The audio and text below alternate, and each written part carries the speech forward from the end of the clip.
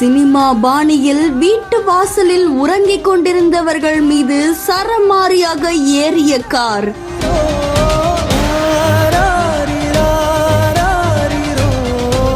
அடுத்தடுத்து கதறல் சத்தம் கேட்டு விரட்டி சென்ற பொதுமக்களுக்கு காரில் காத்திருந்த அதிர்ச்சி.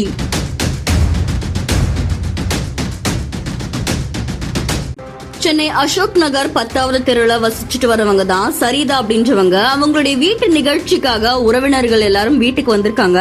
அப்ப வீட்டுல இடம் பத்தல அப்படின்றதுனால அவங்க எல்லாருமே வீட்டு வாசல்ல உறங்கியிருக்காங்க அப்படின்னு சொல்லப்படுது. இந்த நிலையில தான் அதிகாலை 4 மணி அளவுல வேகமா வந்த மகாராஷ்டிராவை சேர்ந்த ஒரு சொகுசு கார் வீட்டு வாசல்ல உறங்கி கொண்டிருந்தவங்க மேல சர்ன்னு காரை ஏத்திட்டு அங்க இருந்து நிக்காம தப்பிச்சு போக முயற்சி பண்ணிருக்கு. இதை தொடர்ந்து சாலையில் இருந்தவங்களுடைய அலறல் சத்தம் கேட்டு பக்கத்துல இருந்தவங்க உடனே அந்த காரை பிடிக்கிறதுக்கு முயற்சி பண்ணிருக்காங்க. அப்ப அந்த காருக்குள்ள இருந்தது வட மாநிலத்தை சேர்ந்த ஒரு பெண் அப்படின்னு தெரிய வந்திருக்கு. அதுக்கப்புறமா விபத்துல காயமடைஞ்சவங்களை உடனே அந்த பொதுமக்கள் மீட்டு 108 ஆம்புலன்ஸ் மூலியமா ராயப்பேட்டை அரசு மருத்துவமனைக்கு அழைச்சிட்டு போயிருக்காங்க.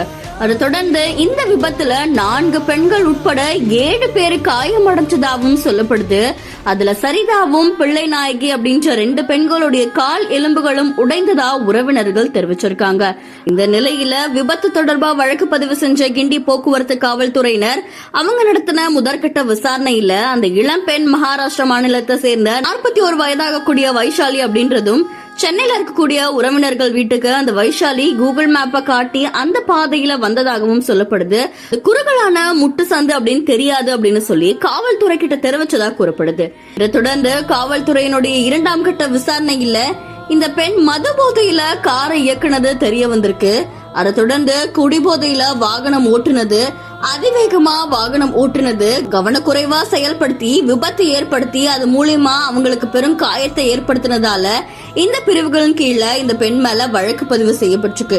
இதை தொடர்ந்து சைதாப்பேட்டை 4வது ஃபாஸ்ட் ட்ராக் நீதிமன்ற நடுவர் முன்னிலையில ஆஜர்படுத்தப்பட்டு இந்த இளம் பெண் சிறையில அடைக்கப்பட்டாங்க அப்படின்னு சொல்லப்படுது. அபாயகரமாக வாகனத்தை இயக்குதல், விபத்தை ஏற்படுத்துதல், குடிபோதையில வாகன ஓட்டுதல் இந்த மாதிரி 3 பிரிவுகளின் கீழே வழக்கு பதிவு செய்யப்பட்டு விசாரணை மேற்கொள்ளப்பட்டு வருது. இந்த நிலையில காவல் நிலைய ஜாமீன்ல மும்பையை சேர்ந்த இந்த பெண்மணி அனுப்பப்பட்டிருக்காங்க அப்படின்னு சொல்லப்படுது. அதிகாலையில ஏற்பட்ட இந்த விபத்து அந்த பகுதியில பெரும் பரபரப்பையும் அதிர்ச்சியையும் ஏற்படுத்தியிருக்கு. அமெரிக்க அதிபருடைய வளர்ப்பு நாய் 24 பேரை கடிச்சிருக்கு. அந்த நாயை சுட்டு கொல்லணும்னு சொல்லிட்டு இப்ப சவுத் டகோட்டா ஆளுநர் வலியுறுத்தி இருக்காங்க. இந்த விஷயம் பரபரப்பை ஏற்படுத்தி இருக்கு.